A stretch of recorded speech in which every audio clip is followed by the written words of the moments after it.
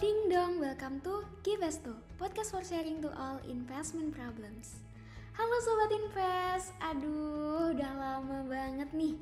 Aku tuh pengen nyapa dan juga sharing perihal dunia investasi bareng Sobat Invest semua. Dan akhirnya terbentuklah Givesto. So tanpa berlama-lama kita kenalan dulu yuk. Kenalin, nama aku Firda Iyasa dari Prodi Administrasi Bisnis Angkatan 2020.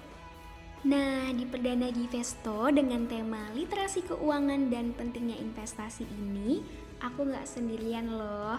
Aku ditemenin sama narasumber cantik kita, yaitu Kak Rina, yang merupakan praktisi muda di dunia keuangan dan juga investasi, sekaligus mahasiswa dan anggota fungsionaris Galeri Investasi FISIP UPN Veteran Jawa Timur. Kita sapa dulu yuk.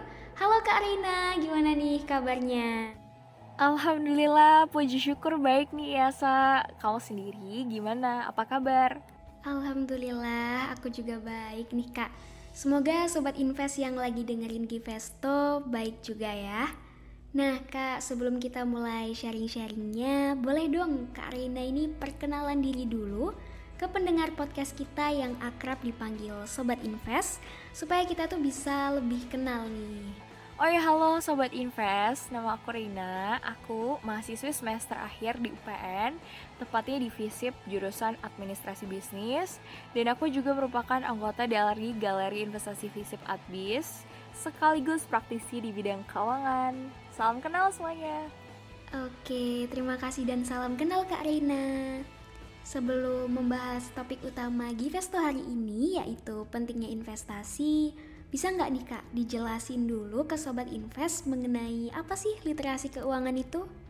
Oke, first thing dulu sih yang harus kita tahu dan sadari ya, kalau financial literacy itu adalah gimana sih cara kita as individual ya dalam mengelola keuangan kita dengan memahami produk-produk perbankan, terus investasi, manajemen keuangan pribadi, dan penganggaran keuangan, terus juga mengimplementasikan hal-hal tersebut gitu.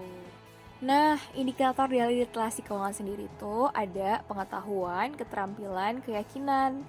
Nah, sementara untuk inklusi keuangan nih, kan ada tuh yang namanya inklusi keuangan. Itu indikatornya menggunakan parameter usage atau penggunaan dari produk layanan keuangan. Nah, biasanya sih yang aku tahu ya, itu dilihat dalam jangka waktu setahun terakhir gitu. Nah, kalau menurut aku sendiri, manfaat dari literasi keuangan itu untuk kita dan society kita bisa melek financial atau yang biasa kita sebut dengan financial awareness. Nah, gunanya financial awareness tuh supaya kita bisa atur dan kelola keuangan kita dengan baik dan benar. Lalu, kita juga bisa memahami dan menggunakan produk keuangan yang sesuai dengan needs kita atau kebutuhan kita. For example, kayak insurance buat proteksi, terus investasi buat hasil and profit, terus kan juga ada saving dan masih banyak beberapa produk keuangan lainnya. Depend on our needs, gitu. Terus kalau financial kita sudah aware with financial product, menurutku ya, transaction of financial juga bakalan meningkat kan. Dan juga roda perekonomian Indonesia khususnya bakalan naik juga. Nah, financial literacy kan juga sendiri punya long term benefitnya, kayak increasing literate of society kita yang sebelumnya less literate into well literate gitu sih. Another opinion ya menurutku ya, juga meningkatkan jumlah penggunaan produk atau layanan jasa keuangan. Dan ini juga pasti bakalan affected banget ke kehidupan yang lebih sejahtera di masa yang akan datang. Gitu ya, Sa. Wah gitu ya Kak, lot of information and knowledge banget ya penjelasan dari Kak Rina tadi. So tadi kita udah sharing perihal meaning of financial literation dan manfaatnya juga. Nah apa aja sih Kak aspek dari literasi keuangan sendiri? Ini kayaknya banyak dari Sobat Invest yang sama penasarannya nih kayak aku. Boleh langsung dijawab Kak? Oke, iya Sa, good question nih. Aspek literasi keuangan sendiri tuh terbagi ke dalam beberapa hal sih kalau menurut yang pernah aku baca. Di beberapa literatur, aspek literasi juga, menurut Chanda Volpe, salah satu researcher di bidang keuangan, membagi ke dalam 4 aspek keuangan. Nah, first aspek itu adalah awareness dan understand about basic knowledge kita terhadap keuangan pribadi atau kondisi keuangan kita. Nah, jadi first thing yang harus kita well know dulu nih tentang keuangan pribadi kita, yaitu cash flow-nya gimana, stream income-nya dari mana aja, terus pengeluaran rutin dan wajib tuh apa aja. Dan ini tuh biasanya dicatat-catatin gitu loh, semacam kayak pembukuan keuangan pribadi sih jatuhnya. Nah, second aspek itu ada loan and saving atau tabungan dan pinjaman.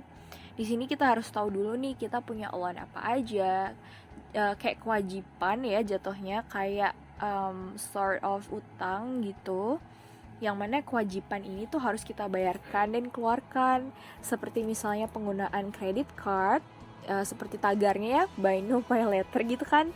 Terus kalau untuk saving juga kita harus tahu nih selama ini kita saving di mana, terus plan mau saving di mana. Itu untuk lingkup tabungan pribadi kita. Terus third one ada insurance atau asuransi, di mana aspek selanjutnya dalam literasi keuangan tuh adalah basic knowledge tentang insurance dan berbagai produknya. Contohnya kayak life insurance, health insurance, dan asuransi kendaraan serta lain-lainnya. Di aspek ini tuh aspek proteksi. Jadi aset atau harta atau keuangan yang udah kita punya tuh dilindungi atau diprotek dengan insurance itu sendiri. Gitu sih. And last but not least ada investasi. Nah, aspek terakhir dalam literasi keuangan tuh adalah pengetahuan terkait investasi, seperti pengetahuan tentang resiko investasi, profil resiko investasi, sukuk bunga pasar, saham, dan lain-lain gitu.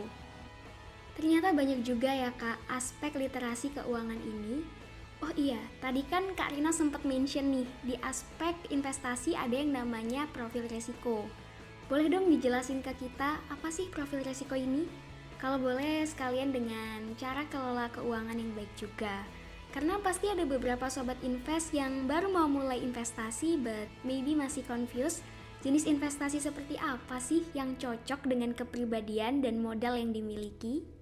Widih, pertanyaannya dari tadi keren-keren nih ya, Sa. And good question juga tentunya. Kalau aku sih ya, first thing yang aku mau share itu bakalan soal pengelolaan keuangan. Nah, disclaimer dulu nih buat teman-teman, kalau aku share tuh based on apa yang aku lakuin pribadi ya. Nah, biasanya untuk pengelolaan keuangan, aku nih bagi ke beberapa pos gitu, beberapa pos keuangan. Ya, hampir-hampir mirip lah pembagiannya kayak yang aspek literasi keuangan tadi. Dan aku biasanya catat sih supaya aku nggak lupa. Jadi aku kan anaknya pelupa ya, jadinya harus dicatat gitu loh jatuhnya. Nah, terus kalau untuk pos keuangan pribadi, aku sih ada formula ya. Aku biasanya pakai formula 40 30 20 10. Nah, untuk pembagiannya sendiri, 40% dari income kita tuh untuk kebutuhan sehari-hari atau basic needs yang harus keluar per bulannya. Di pos ini juga mencangkup cost untuk lifestyle sih kalau di aku ya. Terus 30% itu untuk cicilan atau loans itu tadi. Dan usahakan ini tuh loans-nya atau hutangnya buat keperluan bisnis, bukan konsumtif. Dan juga nggak boleh nih lebih dari 30%, soalnya ntar bakal susah bayarnya. Kan ribet ya kalau susah bayarnya, dan juga gimana ya, kan utang harus dibayar teman-teman gitu. Makanya jauhilah utang. Terus yang 20%-nya itu untuk saving. Nah, insurance juga, dana darurat, ini the most important things yang harus kita punya dan miliki ya. Jadi selain saving, punya proteksi, dalam hal ini insurance, untuk protect all that we have, it's important. Nah, 10% sisanya aku biasanya pakai untuk sedekah, supaya hidup kita tuh jadi berkah dan berguna bagi sesama. Nah, terus gimana dong pos investasinya? Nah, untuk pos invest ini aku sendiri basically menyarankan dan suggest ke kalian kalau kita lakukan jika porsi kebutuhan per bulan kita sudah terpenuhi dan ada. Itu biasanya tuh hadir setelah pos yang 10% untuk sedekah atau bisa juga sebelumnya. Tetapi disclaimer, pos keuangan untuk sedekah atau charity juga harus ada, karena I believe that when we giving, kita juga akan receiving sih. Dan Tuhan bakalan kasih sumber rezeki terus yang ngalir untuk kita berbagi gitu. Nah, selain itu, porsi untuk cicilan ataupun hutang juga sudah aman dulu, serta porsi untuk proteksi sudah tercukupi. Dan barulah nih kita beranjak ke investasi. Aku sendiri sih personally untuk dana invest biasanya tuh ambil dari porsi lifestyle yang ada di kebutuhan sehari-hari. Atau aku bisa juga ambil dari incomeku yang berlebih, daripada nganggur kan ya. Mending diinvestin biar jadi profit. Karena gini guys, investasi itu dilakukan ketika kebutuhan primer kita terpenuhi sih. Dan ketika income kita tuh berbanding lurus dengan gaya hidup kita. Hal ini memastikan untuk kita invest pakai uang dingin ya, dan bukan uang kebutuhan. Jadi ketika kita invest, ntar pasti pernah nih ngalami yang namanya loss. Nggak semuanya tuh profit mulu. Kalau kita pakai uang dingin, kita bakalan aman-aman aja. Dan kalau kita pakai uang kebutuhan ya, wassalamualaikum sih, pasti bakalan kita kelimpungan sendiri. As we know ya, kalau invest tuh high risk. Aduh, sampai nervous nih jadinya. Aduh gimana ini Sobat Invest, Kak Reinanya kok tiba-tiba jadi nervous? Santai aja Kak, karena kan sistematika sharing di Givesto ini kan kita sharing santai gitu ya. Jadi mungkin Kak Reina bisa minum dulu nih supaya lebih tenang, dan kita bisa langsung lagi melanjutkan pembahasan tadi. Oke, iya Sak, as we knowing kalau invest tuh high risk high return kan. Jadi sudah seharusnya nih kita invest tuh menggunakan uang yang berlebih dan bukan uang kebutuhan. Nah terus kalau nggak ada uang lebih, solusinya gimana dong? Ya solusinya naikin income guys, bukan malah kurangin budget dari pos-pos keuangan sebelumnya yang udah aku share dan mention. Karena tuh invest tuh buat long term kan. Jadi kita harus mulai lebih awal dan jangan ikut-ikutan ya. Serta harus di-prepare dengan baik sih dananya yang paling penting, karena ya kita perlu preparing segala sesuatunya agar bisa bagus hasilnya. Dan juga sama satu lagi, investlah di tempat dan instrumen keuangan yang sesuai dengan kamu nih gitu. Oh alah, jadi gitu ya Kak. Tapi bentar deh Kak, aku nih masih bingung. Maksud dari investasilah di tempat dan instrumen keuangan yang sesuai dengan kamu, ini maksudnya gimana ya Kak? Masih bingung nih aku. Maksudnya adalah profil resiko investasi kita juga harus kita cek dan kita aware juga, seperti yang Iasa tanyakan tadi ya. Kalau sebelum kita starting invest, kita nih harus tahu dulu profil resiko kita tuh seperti apa. Nah hal ini tuh bertujuan supaya kita tahu instrumen invest seperti apa yang suitable sama kita, yang match sama kita. Dan profil resiko sendiri tuh sebenarnya terbagi ke dalam beberapa bagian sih, atau kategori ya kita bilangnya. Yang pertama tuh ada kategori profil resiko tipe agresif nih. Nah tipe ini tuh umumnya investor yang mempunyai tujuan untuk mengembangkan nilai pokok investasi dengan tingkat keuntungan maksimal dalam jangka panjang. Biasanya tuh rencana jangka panjang investasinya dia nih dalam waktu lebih dari 4 tahun. Nah tipe ini tuh juga singkatnya berani banget malah ambil resiko. Nah instrumen investasi yang cocok buat orang atau investor tipe ini itu adalah yang high risk high return juga, yang kayak saham, reksadana saham, sama hingga investasi derivatif. Terus yang kedua nih ada yang namanya tipe moderat. Nah profil risiko moderat ini itu tipe investor yang tujuan investnya tuh untuk memperoleh keuntungan secara berkala dan memiliki pertumbuhan modal dalam jangka menengah sampai panjang. Biasa tuh rencana jangka waktu dia investasi tuh 3-4 tahun lah. Nah terus bisa dibilang tipe ini tuh kalem, slow, chill gitu loh, dan gak berani terlalu banyak ambil resiko, karena jatuhnya kayak main aman gitu loh. Nah tipe moderat ini juga cocok banget sama jenis instrumen investasi kayak reksadana pendapatan tetap, terus yang mana ada juga reksadana campuran, itu campurannya obligasi, saham, pasar uang, kayak gitu sih. Terus yang ketiga juga ada tipe konservatif. Nah, tipe ini tuh memiliki tujuan untuk mempunyai stabilitas pertumbuhan nilai investasi, serta dapat menerima hasil investasi secara berkala. Rentang waktu dia mau investasi atau dia jangka waktu investasinya itu 1-3 tahun. Dengan kata lain, tipe investor ini tuh nggak berani ambil terlalu banyak risiko, jadinya main aman, banget main amannya. Nah, tipe instrumen investasi yang cocok banget sama tipe jenis konservatif ini itu kayak deposito, reksadana pasar uang, dan obligasi dengan jatuh tempo yang kurang dari 1 tahun. Last but not least, kita ada yang si tipe konservatif, sangat konservatif ya. Nah, kalau tipe sangat konservatif ini tuh biasanya orang yang sangat mendepankan keutuhan nilai pokok investasinya dan gak ragu kalau harus melepas potensi keuntungan. Ibaratnya main super aman gitu deh. Terus instrumen yang cocok buat si tipe sangat konservatif ini tuh apaan dong? Nah, pilihan instrumennya sih bisa ditaruh di deposito atau reksadana pasar uang, yang mana yang aman-aman aja sih gitu. Terus, penentuan karakter profil risiko ini juga itu didasarin sama usia. Jadi kalau semakin muda semakin berani ambil risiko, ya kan, semakin agresif gitu kan. Terus didasarkan sama income juga, sama tanggungan juga, sama knowledge yang dipunya juga tentang instrumen investasi dan investasi itu sendiri gitu. Jadi kesimpulannya ada 4. Wah, keren banget nih Kak penjelasannya. Sobat Invest dan aku sendiri tentunya jadi lebih tahu nih profil resiko kita masing-masing. Kalau aku sih kayaknya masuk ke tipe konservatif. Berarti instrumen investasi yang cocok buat aku itu reksadana pasar uang ya Kak. Nah, jadi seperti itu Sobat Invest, perbedaan dari tiap-tiap profil resiko investasi. Sekarang Sobat Invest yang baru mau mulai investasi jadi tahu nih, investasi jenis apa sih yang cocok dicoba berdasarkan dari penjelasan Kak Reina tadi. Oke, lanjut ke next question. Kita akan menyinggung tentang tema Gifesto hari ini, yaitu pentingnya investasi.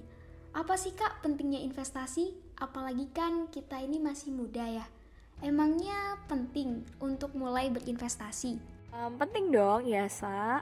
Hal pertama nih yang kita kalau mau masa depan kita cerah nih, kita harus pengen investasi dulu dan membuat kita gak hanya kerja buat duit aja, tapi duit yang kerja untuk kita. Nah, itu tuh the most priority menurutku selagi kita muda. Karena kan kita gak mungkin kerja selamanya ya, jadinya kita kerja tuh ada batasannya. Nah, dengan kita punya profit yang cukup dari investasi dan stream income baru, hal itu tuh sangat mungkin terjadi gitu. Terus kita bisa achieve many things lah ke depannya buat masa depan. Dan juga mewujudkan tujuan keuangan kita. Contohnya kayak financial freedom, karena aset melalui investasi itu tadi udah jalan, dan pensiun lebih dini, serta chill, enjoy what we have, they enjoy life itu gak mikirin soal uang lagi tuh bisa banget terrealisasikan gitu. Nah, selain itu tuh apa ya, yang kedua yang aku mau bilang ke teman-teman juga, tentunya secara gak langsung aset kita kan juga bertambah ya. Terus yang ketiga, kita juga bisa latihan atur keuangan kita dengan baik, jangan sampai amburadul. Jadinya hidup kita tuh nggak paycheck to paycheck, maksudnya tuh kita hidup dari bulan ke bulan gitu. Terus uang gaji atau income kita lewat-lewat aja gitu, tiba-tiba nggak tahu deh habis kepake buat apaan, buat di mana gitu kan ya. Sounds familiar gak sih sama problems yang banyak millennials zaman sekarang tuh alami gitu ya, yang udah punya income ya millennialsnya. Yang keempat ya, aku mau share juga, last but not least ya, kita udah prepare punya dana pensiun sendiri sih melalui investasi tadi. Jadi kita punya new stream income lah ibaratnya gitu. Karena lewat investasi tadi kita bisa lebih mateng untuk menyiapkannya. Dan juga hal ini tuh dan juga jangan sampai nih kita jadi generasi sandwich atau next generasi sandwich nantinya, yang kalau udah kita nggak kerja lagi dan kita udah nggak ada income serta usia kita udah lanjut ya, kita tuh menggantungkan pengeluaran kebutuhan kita kepada anak-anak kita, yang dimana mereka nggak hanya membiayai kita dan kehidupan mereka sendiri, tapi juga membiayai pengeluaran kebutuhan anak-anak mereka, which is dalam kata lain tuh cucu-cucu kita kan ya gitu. Nah itu sih Elsa sebenarnya yang aku mau share beberapa alasan why sih investment itu jadi hal yang sangat penting gitu sih. Sebenarnya ada beberapa alasan lain yang penting gitu, cuman aku sebutin ini dulu yang penting deh gitu, yang paling pentingnya gitu. Ternyata investasi itu penting banget ya Sobat Invest, dan harus dimulai sedini mungkin, namun dengan pengetahuan dan persiapan yang cukup matang. Dan sebagai penutupan, boleh dong Kak disampaikan harapan kedepannya buat Sobat Invest semua?